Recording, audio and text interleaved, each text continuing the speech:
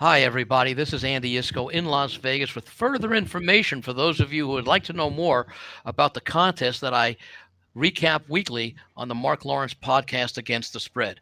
So, what we're going to do is this is going to act as sort of a little bit of a tutorial for when you watch this separate video that we prepare each week on the contest reviews. Greg DePalma, the administrator for our podcast, will act as you, the viewer, as we access additional information that supplements and adds to the information that I give on a weekly podcast on a weekly basis to give you further information and more details about the contest. I'm going to cover the 5 individual contests that I report each weekly. The one contest at the Golden Nugget, the 2 at the Westgate Superbook, and the 2 at Circa Sports.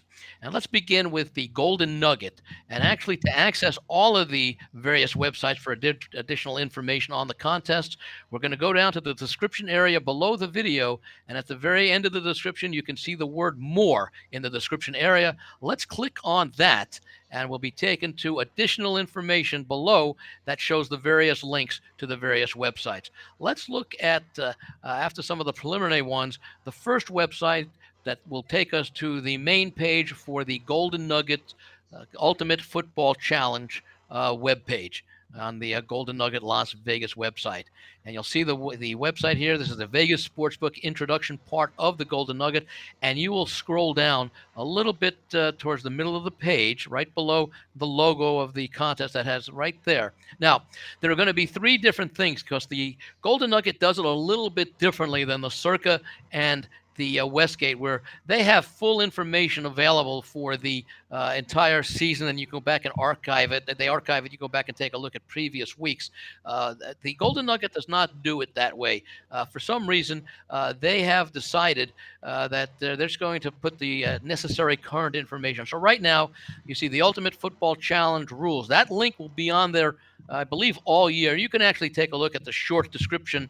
If you click on that link, you'll see just the rules that actually apply to the contest for those of you who might have some questions. So you'll get to that one page. You can scroll down, and I think it goes down. Maybe it's a page, or maybe it's a second page as well, and that stays the same all season. So now let's go back. Click the back arrow to get back to the main page. Right now, you see the Week 6 results and the Week 7 line. So the Week 6 results will include the contest standings that I refer to with the leader. And actually, they have it nice. Unlike some of the other contests, they actually show you what place everybody is in for the 150 entries. And you can see how they're separated. I discuss in the weekly review, not necessarily the straight record, as opposed to, let's see, I believe the leader up there is 28, 12, and 2. But I'll just discuss, because several people get the key to this contest are accumulating the points. You can get up to 7 points each week. And so sometimes there will be some contestants have 2. For example, 28, 12, and 2 over the first 42 selections produces 29 points. Well, so does 29 and 13. So rather than differentiate between 28, 12, and 2 and 29 and 13, I report it as just 29 points, which is really what's important as far as determining who's in the lead. You can go down, and if you have any specific entrants that you follow with their aliases, you might go down and see where they are in the standings. So let's now go back to the previous page where we show the Week 7 lines. And if we click on that, that'll bring you to the page the contestants use each week to make their selections against that point spread that you see there. And those point spreads do not change once they are published on Wednesday afternoons about 2 p.m. Pacific, 5 p.m. Eastern Time. And actually, as you can see, they can play games as early as the Wednesday night games once we start having, as we have so far the past couple of weeks, Wednesday college football. Most people don't, because you only have about a 2-hour time frame and you have to submit all 7 selections at the same time. So most people will not just not use the Wednesday game. Many won't use the Thursday or even the Friday games because they prefer to have extra time to finalize their 7 selections, which are due in on Friday evenings by 10 p.m. Pacific time. And that's a strict cutoff deadline. If you don't meet that deadline, you get 0 points for that week. And let's go back now to that previous page again. What happens after and I believe they'll do it periodically. Usually they do it most weeks, but they'll take the link to the week 7 lines down and they'll show you the week 7 selections for all the contestants. They don't have that link now because the selections for week 7 have not yet been posted. They'll have until, as I mentioned, Friday at 10 p.m. Pacific time, which is 1 a.m. Eastern time, but that doesn't really matter if you're in Las Vegas. That 10 p.m. deadline is the one you've got to be aware of if you're submitting selections as or for a contestant. So if you take a look, I believe they should have them up sometime Saturday morning if you want to check what each of the contestants has. Some weeks they show the consensus of the top 8 or 10 picks, or maybe just the top 7 picks, depending upon the week. There's no real consistency that I've noticed over the last few years, but that link will be up there periodically. They'll take generally, I believe, that week 7 lines down and replace it with that week 7 selections. And then usually sometime on Tuesday afternoons, they'll post the week 7 results, next Tuesday, for example. And on Wednesday afternoon, they'll keep the results up there, but they'll also add the week 7 lines that you see there. So that's basically the information that is available on the Golden Nugget website for those of you who'd like more information than just the standings where we just talk about the leader and what their record is. Now, the next contest is the link will take you to the Superbook contest, the Super Contest Classic, and the Super Contest Gold, and that's the main page that you'll see there. If you'll scroll down, you'll notice something a little bit different here. In fact, you'll notice right there, if you stop at the top on the left, it's the links for the regular Super Contest. In the middle, it's the Super Contest Gold that I talk about every week, and then on the right, the links for the Super Contest, and it may be a little hard to read because they want it to be a little bit clever graphically. It says Reboot in red. You can't really see that, but what that is that's yet a third contest. That's a half season, weeks 10 through 18, for those who may not be doing well or didn't get a chance to get to Las Vegas and enter in time for the full season contest. This is a contest that runs weeks 10 through 18. I believe the top 5 finishers get paid at the end of that 9-week contest. For those of you who have or may be interested in entering that first contest, the Super Contest that I referred to as the Classic, the original contest that has the links on the left that I'll get to in a moment, that contest, and you see in the description, I talk about 10 in-season contests on the graphic that I show that is shown each week when I go over the contest.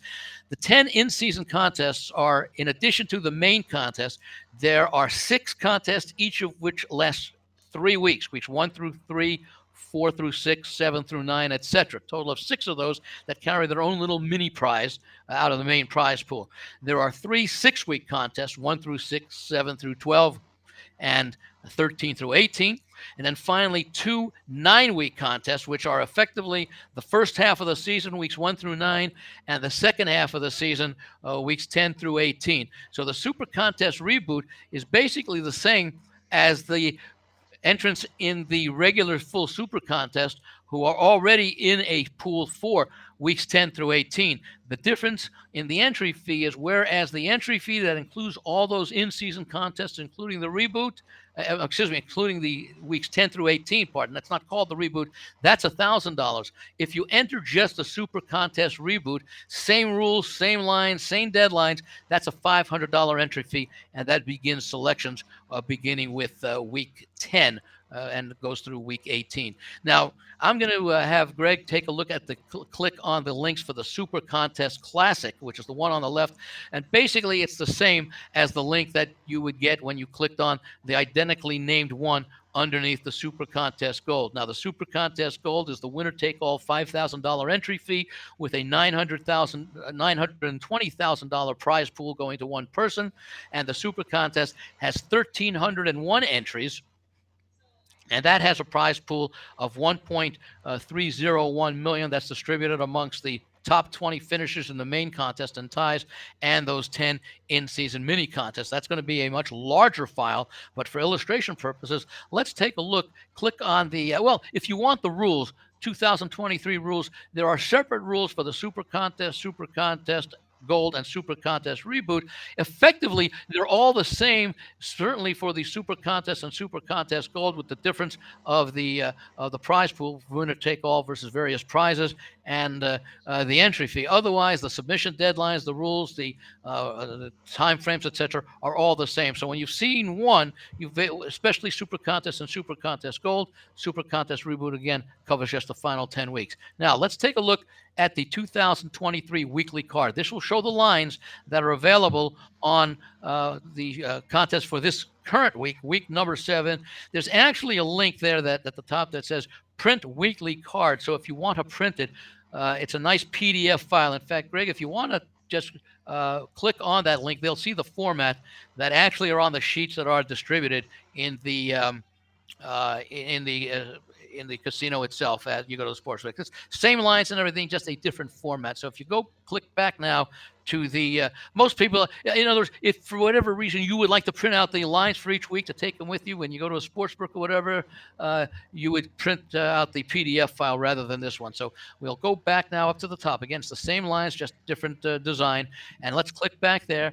And you now click to 2023 selections. Okay. Now, right now, we don't have the week 7 selections, so they do post the week 6 selections. Actually, if you want to go back and see previous week selections, you can actually go back up in the line where the URL is included and see where it says week number 6 at the very.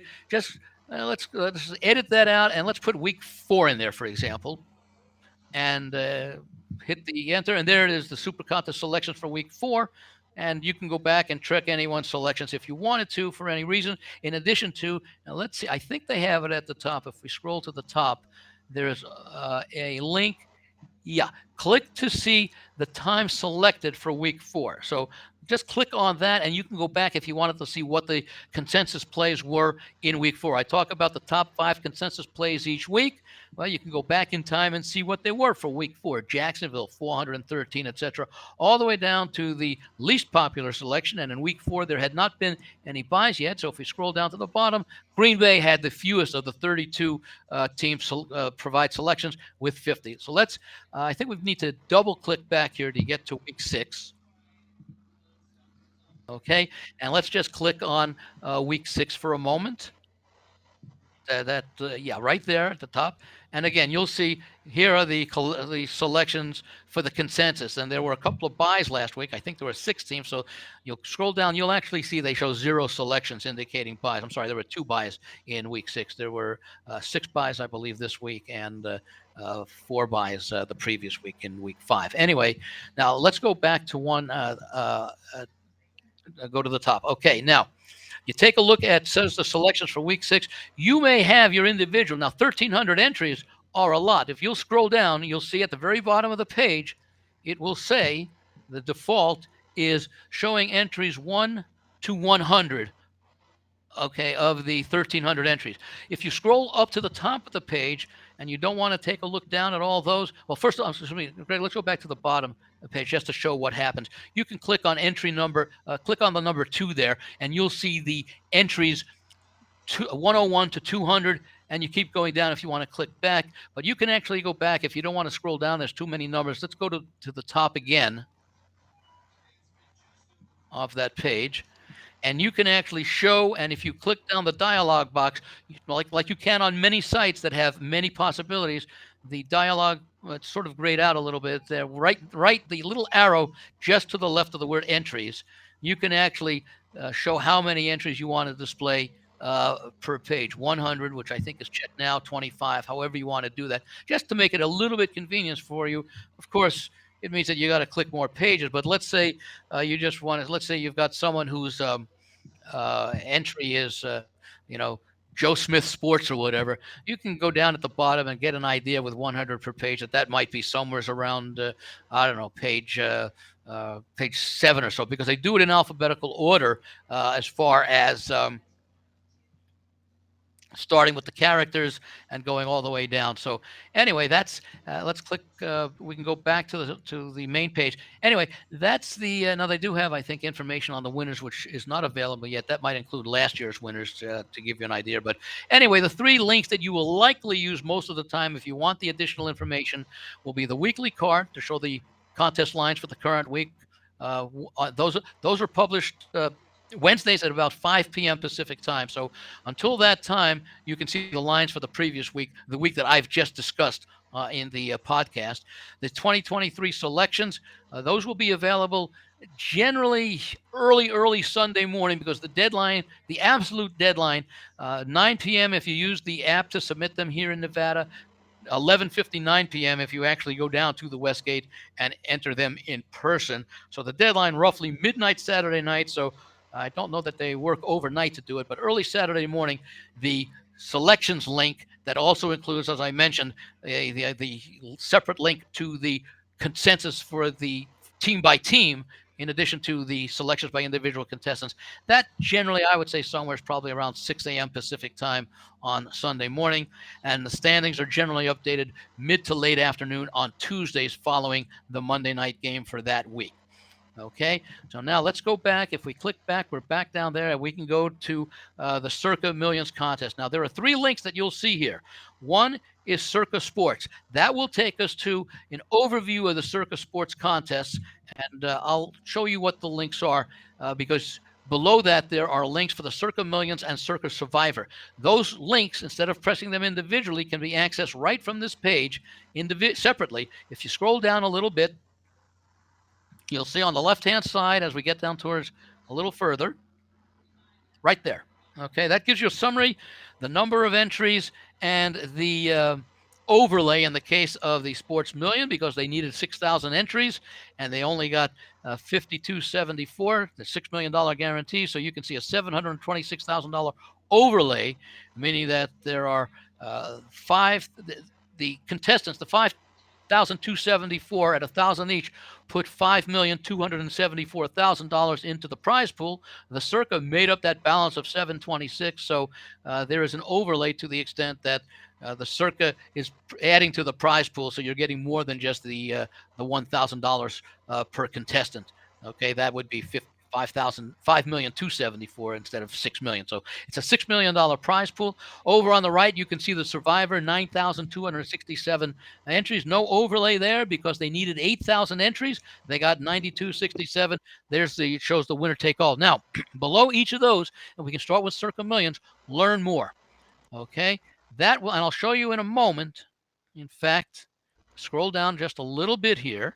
And that gives a lot of information. Just keep an eye on what you have there. Let's go back 2 pages. Okay. And one more. It may have opened up. Okay. See where now it says circasports.com and then it says Circa Millions. I think that should be the second Circa link right below. Yeah, that's the circasports.com. Okay, there we are. Now, if we scroll down there, yeah, see, those are the same things we saw when we got to that same page through the circasports.com, but this page is dedicated solely to the Circa Millions. And if you go down, they update this frequently. If you go below there, it shows the price structure. You're actually going down through some of the preliminaries that don't change. If you continue going down a little further, the quarter prizes, they show that distribution, and you go down a little further.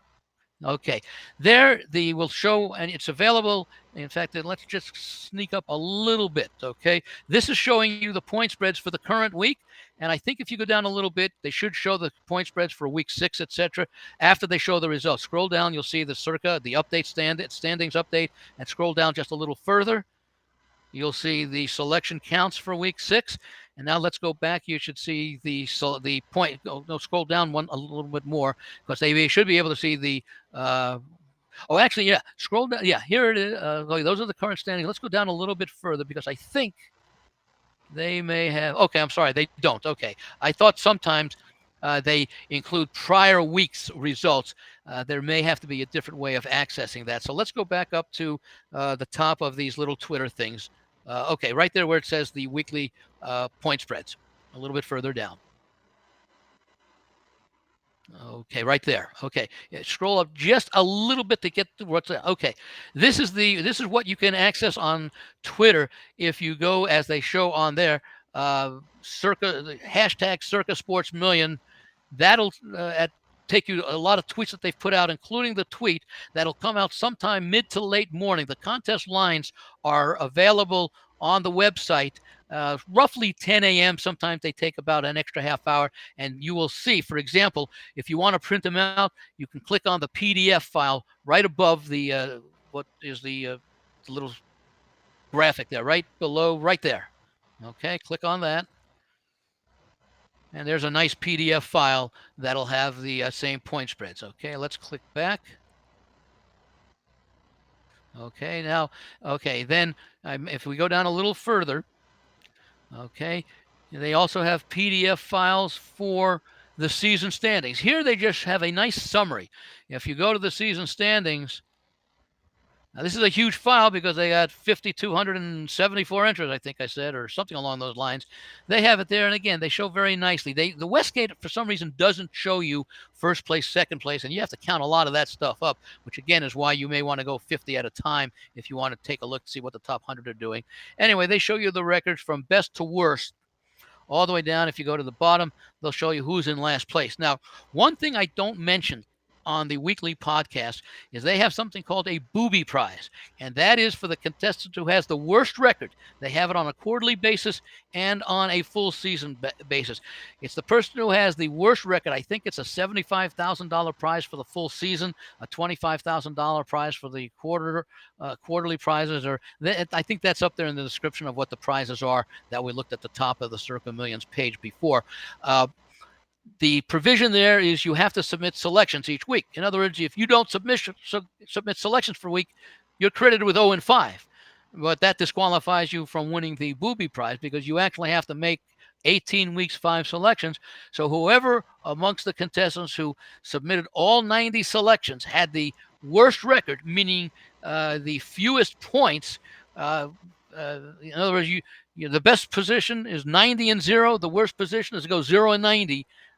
That person or persons would share in the booby prize. Anyway, that's the link that you would use to check out the full standings. And let's go back one more time and let's see.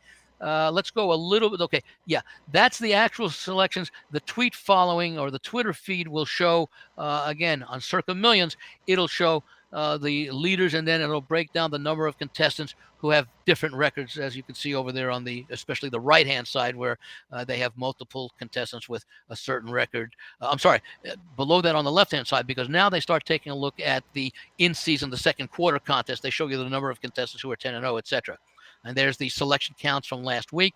And again, you can, they show the Circa Sports. I believe if you click on this one, it will show you the selections. I don't believe it has the consensus unless you go all the way down to the bottom. Okay, let's scroll up. Let's go up that last page. Let's see where that ends. Okay, yeah, they do not have at the bottom. Okay, that's the last entry, the ZZZZ, whatever it would be. Anyway, so if you want to get the consensus numbers for each team, this is where you would find it, the Twitter feed. And as I mentioned, that's available on Saturday evenings, somewhere in the vicinity of 5:30 to 7 p.m. Pacific time. The deadline for submitting the entries for both the Circa Million and the Circa Survivor is 4 p.m. Pacific time, Saturday afternoon. And as with the Golden Nugget, as with the Westgate contest, those are absolute deadlines. Okay, so let's click back there, and I think that should take us to the. Okay, that's the Circa Millions, and we can do the same thing if you want to go back just one more. Okay, you can see, again, we can enter either through the circasports.com website or the circasports.com Circa-Survivor. You can eliminate a step by going right to the Circa Survivor as opposed to going to the Circa Sports, which is the one where you saw you could click on to see more information for either the Millions or to see more information for the Survivor. If you're not interested in the Millions, you can click right on Circa Survivor. And it's similar in fashion as far as the Twitter feeds, etc. You go down, there's a recap of the rules and everything.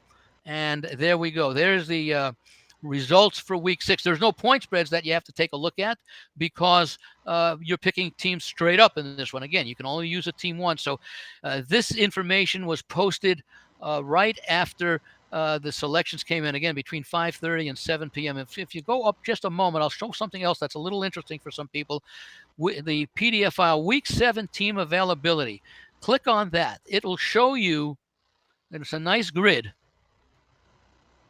of all the teams that have been selected by the contestant. So you can go take a look and see what each contestant has selected through, in this case, the first 6 weeks of the contest. If there's an X in the box, it means that team has been selected by that contestant, can no longer be used. If the box is blank, so for example, if you go over to, let's say, Chicago, you won't see very many people in that Chicago checklist. Maybe you may want to put the cursor over and just go down so we can see exactly. So I think nobody, I wouldn't say put the cursor over the Chicago so people could see where that box is, but you're seeing nobody selected. On the other hand, let's take a look at Miami. You'll see a lot of people have selected Miami, so that is no longer available for use. That one, you may just want to check. That's another big one to print out. The remaining entries there is about just a shade under 1,800, as we mentioned in the week 6 review podcast. So let's go back on that one. Go back the page or close. Okay, yeah, we got to close that out because that opened in a separate window. If we scroll down a little bit, you will see week 6 results. Oh, in fact, let's scroll down. I don't know if they have it, but scroll down week 6 a little further. Okay, there we go. These are posted. I think they can't post it on Thursday night, like for week 7's game between Jacksonville and New Orleans, because the contest hasn't closed yet, and it would be unfair if anyone knew how many people were on the Saints and the Jaguars before they submitted their selection. So they usually post it on Saturday evening, and I believe, let's see, did they show?